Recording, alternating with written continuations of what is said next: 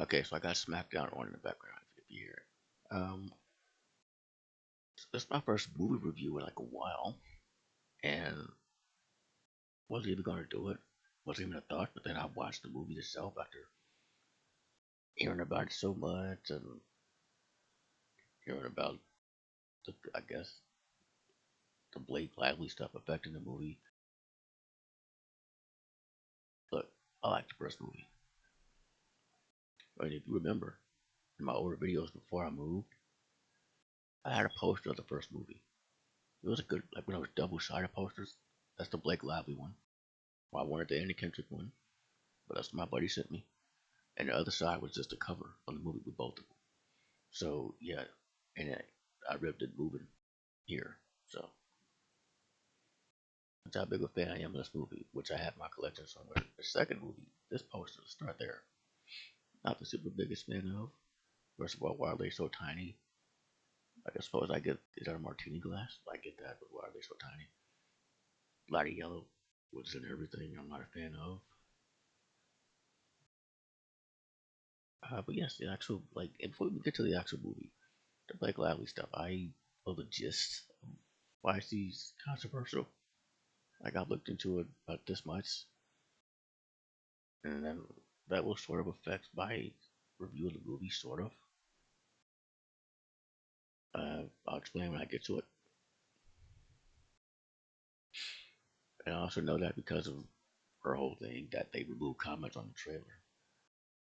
And also, I suspect, this is my theory, I suspect that this movie just randomly showing up on Amazon Prime, probably because of all that. Somebody on the PR team, like if I was on the PR team, well, I would quit because I hate that shit. But if I was on the PR team, I'd be like, yeah, let's just send it to Amazon Prime, but stuff's happening. Like real subtly. Okay, you're not gonna market it or anything, just real. That's what I would do. Because I didn't know anything about this movie until literally the day before it came out. Because this video of Anna Kendrick on Jimmy Fallon doing musical impressions popped up, and I watched it because again, I like Anna Kendrick, like her movies, her music, all that, and I love that game, musical impressions. What I didn't expect was for Jimmy Fallon at the end to be like, another simple favor coming May 1st. I'm like, another simple favor? There's a sequel. I look it up, and damn sure enough. Um, yeah, yeah, I saw a thing about those. Yeah,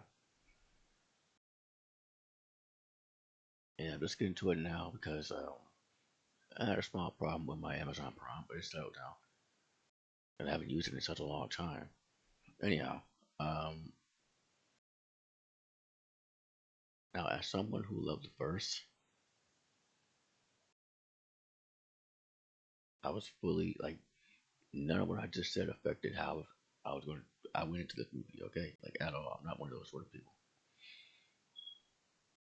at all. And so, I mean, unless somebody really hurt someone, but no. Yeah, I wasn't affected whatsoever. I still obviously watched the movie, and as someone who loves the original like a lot, this movie was. I partially agree with the general discourse, which is pretty solid until the halfway point, then nosedive. To me, I believe it was solid for two-thirds, and then nosedive. Like I get, I haven't seen the first one, like the plot twist and everything.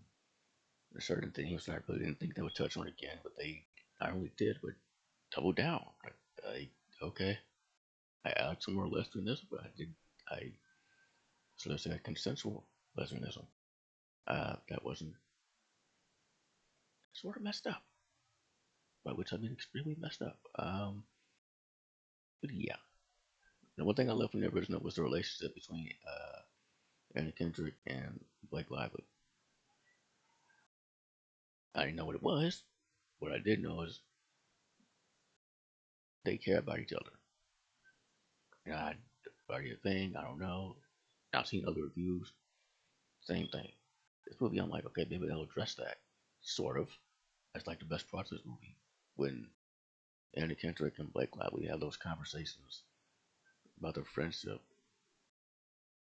those are the most, like, the best parts of the movie. As far as acting wise, I guess. I guess character wise too. Um, like there's a scene where Anna Kendrick is drugged up with truth serum, and Blake Lively has to rescue her, and they have a conversation, and the Kendrick, she's like, "Is this how you treat someone you're in love with?" Like, yeah. And of course, there's like in the original, there's a random kiss between the two. And it's like, what we. But there's a scene like we're on like this um, balcony in Italy. That's where this takes place at Blake Lively's wedding. Yes, he's talking to Anna Kendrick on this balcony, and she has her against it, sort of like Titanic, but Anna Kendrick's facing her, and it's like, what's happening here? Like, seems rather intimate. Just looking like, sir, you got this beautiful view of Italy, but she's staring directly into her eyes and leaning up against her, and it's all upon her. Like what? And then back to her husband. Like what's happening? The plot is basically Blake Lively's out of jail, and she blackmails Eddie Kendrick into being her maid of honor. And then crime stuff happens too, like in the first movie, and like with the first movie, that's like the biggest weak point. Like there are movies that did that successfully, like Pulp Fiction and Go from 1999. Like they did comedy and crime perfectly, good blend. Not so much in these movies, but those movies had better writers though. And to be fair, one of those writers was Tarantino. So.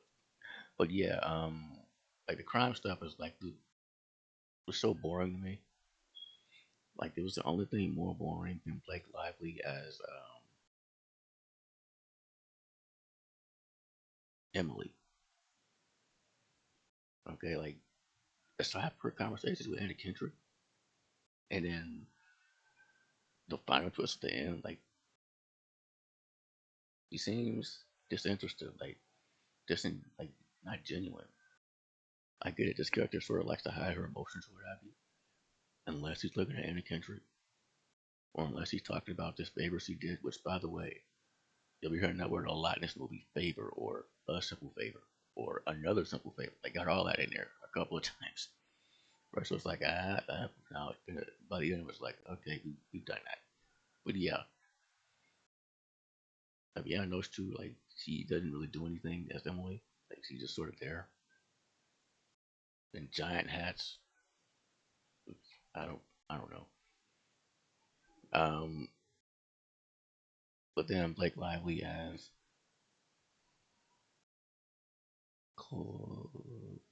Charity. Almost like Claire. As Charity. Now there she was actually pretty good, and this is where I said real life might affect my review. Like I again have the basic gist of why Blake Lively's controversial, and some of that is sort of like what went down in the movie, and so I don't feel like I don't feel like 100% comfortable giving praise to her doing what she did in the movie, but I say she played the character well. I'll say that. Like way more interesting than her other character. Oh, by the way, she has another sister. The sister you thought was not alive is alive, and she is not a good person. I'll say that. Uh, like wow. Um, Allison Jennings is pretty funny in there. Like she's a total badass as usual. Like I said, the biggest highlight, the strongest point in this movie, aside from the relationship between Anna Kendrick and Blake Lively as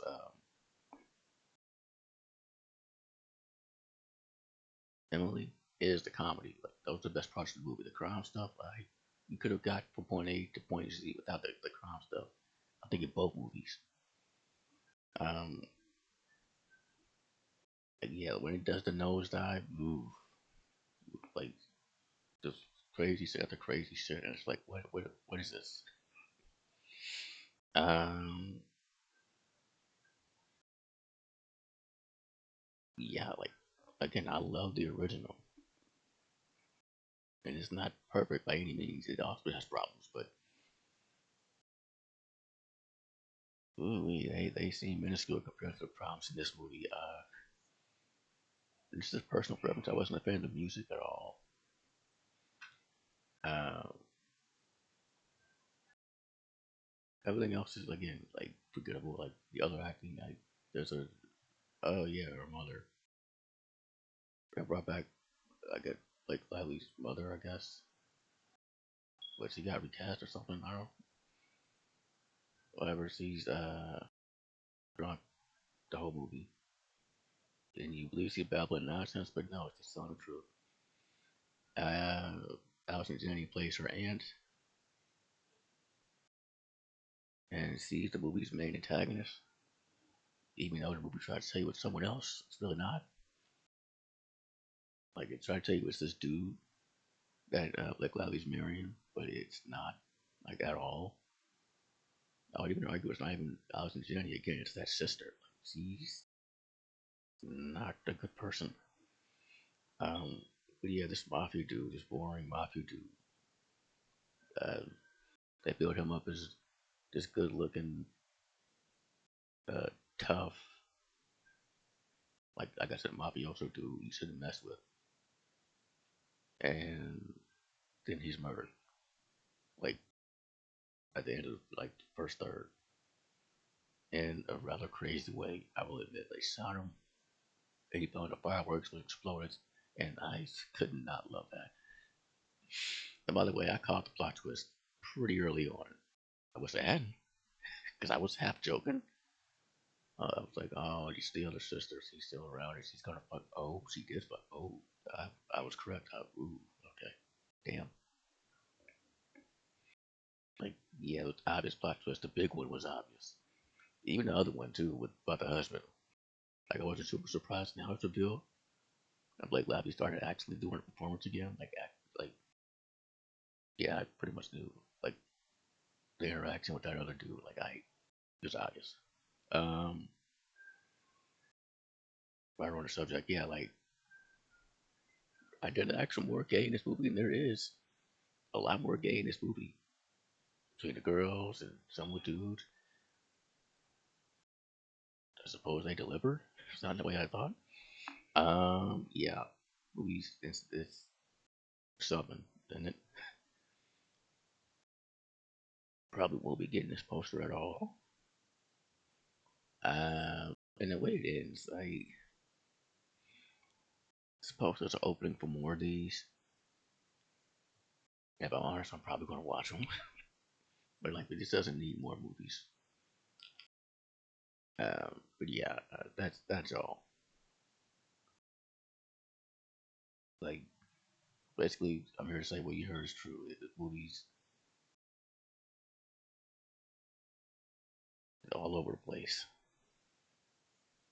Not necessarily in the best way, but most of the ride is fun. So do with that what you will. Thank you for watching.